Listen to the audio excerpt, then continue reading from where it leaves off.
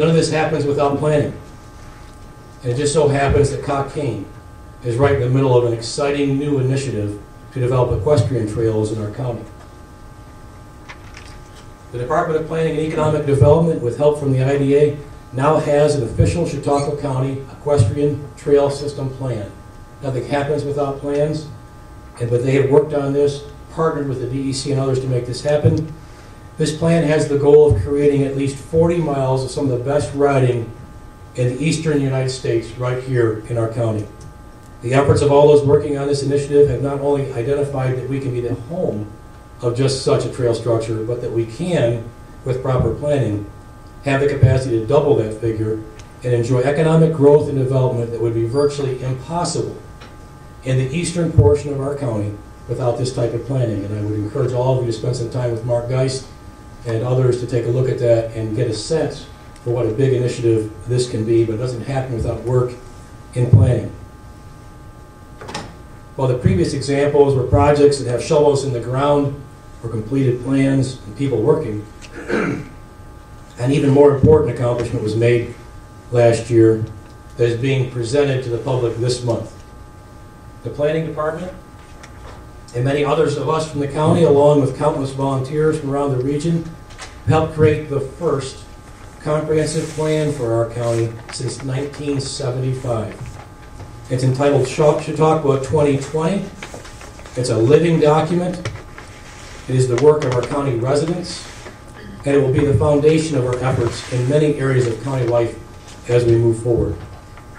It complements and builds on the new county branding initiative of the World's Learning Center.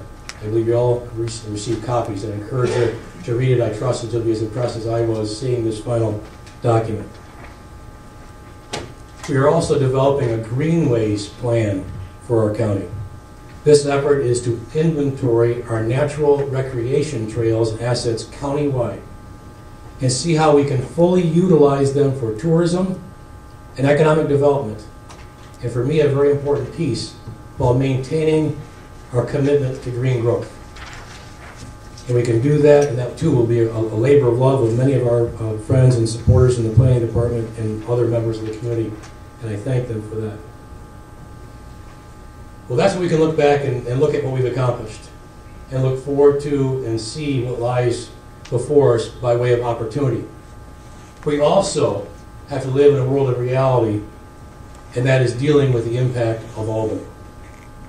Because over the past 2 decades, officials in Albany have been making decisions and handing the bill to Chautauqua County and each of the other 61 counties across New York State. It's much like the guy who goes to the restaurant and orders hors d'oeuvres and surf and turf and dessert and the most expensive bottle of wine on the menu, and then hands the bill to those poor, unfortunate souls who happen to be having dinner with him. The state has been designing programs, increasing benefits, expanding services with an apparent complete disregard for the costs. The result has been, and continues to be, that counties like ours have to pay these bills with ever-increasing local fees and taxes. Well, 5 years ago, we began cutting costs, increasing our ability to generate non-tax revenue, cutting our staff, reducing our insurance costs, and finding virtually every way to reduce our costs to deal with these ever-increasing demands by the state to pay them more and more money, our taxpayers' money.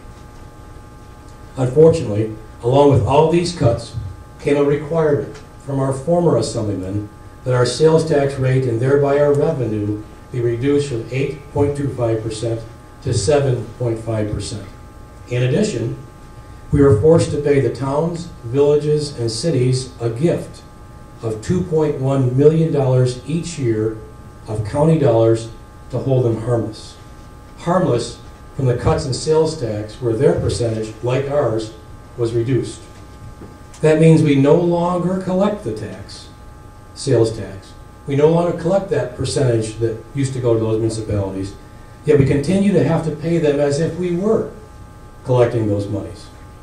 We just have to gift them the $2.1 million of our dollars and deal with the loss, because that was how it was built in the state law. These actions have resulted in the county, our county, receiving over $55 million less in these past 5 years. And we can no longer find efficiencies, cuts to be made to enable us to pay Albany and gift this $2.1 million every year. I'm here to tell you tonight that I join with Todd Tranum in the Chautauqua County Chamber of Commerce, Unshackle Upstate, the Business Council of New York State, the Chamber Alliance of New York State, and many others in their call for fiscal responsibility in Albany and an end to unfunded mandates.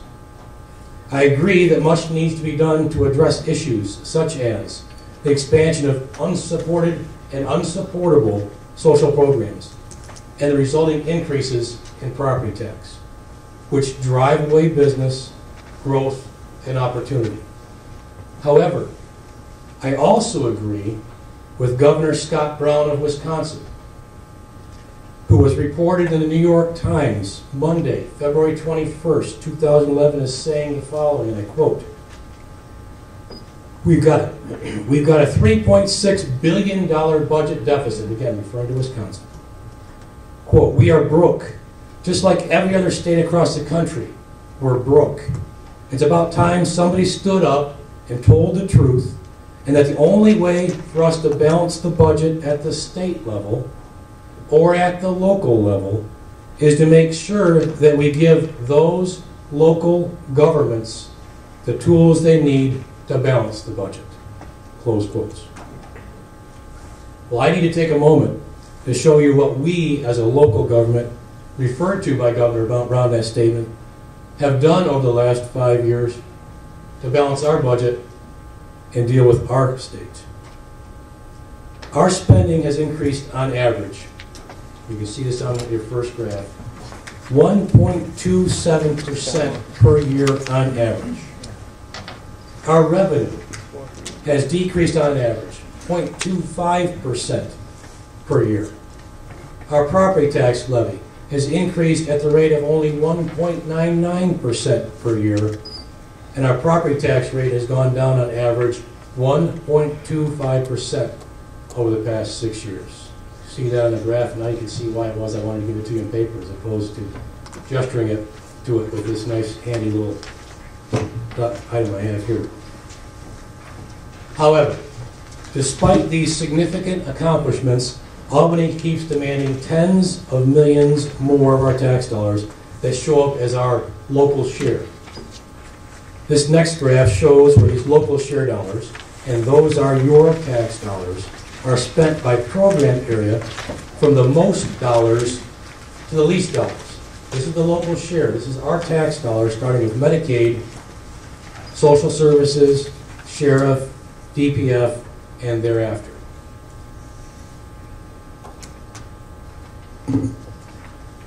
Next, I'll show you a pie chart that shows our local share by function area. I think this tells the tale in one slide. The total cost for services paid for local tax dollars are a little over $94 million. Of that, 56%, which represents these two together, is in Medicaid and Human Services. 21% is in public safety. 16% is in public facilities. 5% is in administrative services, and 2% is in planning and economic development.